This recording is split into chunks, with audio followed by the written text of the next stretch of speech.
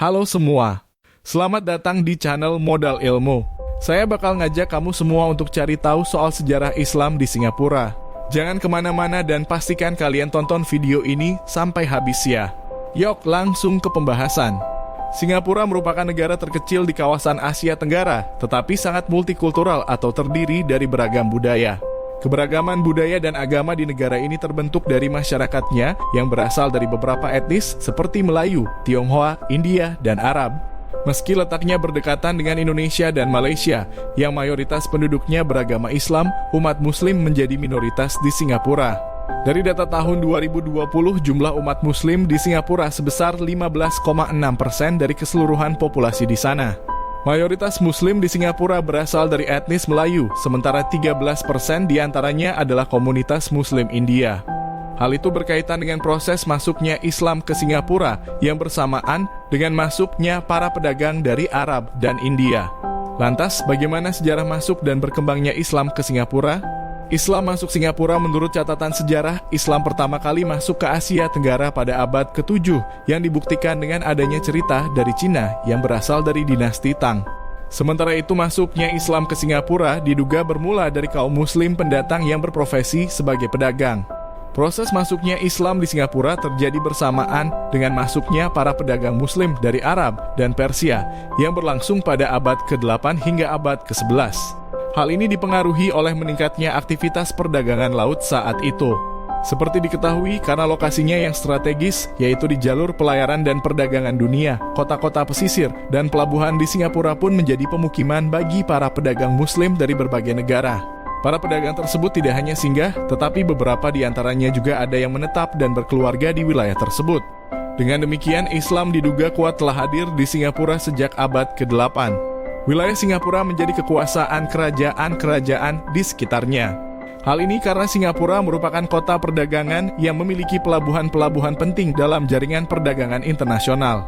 Pada abad ke-15, Singapura pernah dikuasai kerajaan Ayutthaya di Thailand sebelum akhirnya jatuh ke tangan Kesultanan Malaka yang diperintah oleh Raja Parameswara. Parameswara mendirikan wilayah perdagangan dengan bandar-bandar yang kemudian semakin ramai dikunjungi oleh para pedagang Muslim.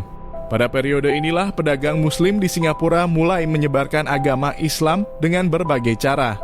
Pedagang Muslim yang tinggal di Singapura banyak menikahi orang-orang pribumi yang kemudian membentuk komunitas Islam secara perlahan. Pada masa ini pembelajaran agama Islam masih dilakukan dengan sangat sederhana melalui rumah-rumah, surau-surau, dan masjid. Setelah Kesultanan Malaka dikalahkan Portugis pada 1511, penyebaran Islam di Singapura terhenti.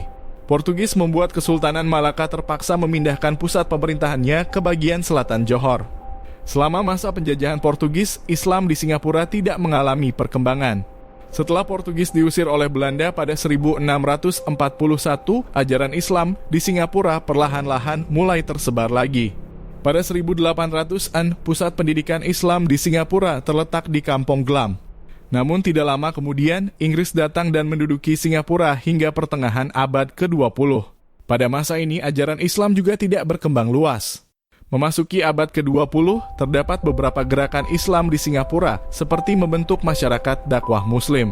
Masyarakat dakwah Muslim adalah kebudayaan Islam Singapura yang berdiri pada tahun 1932 yang bergerak di bidang dakwah dan klinik pengobatan.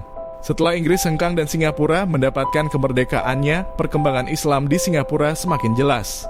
Pada 1966, Parlemen Singapura mengesahkan Administration of the Muslim Law Act (AMLA).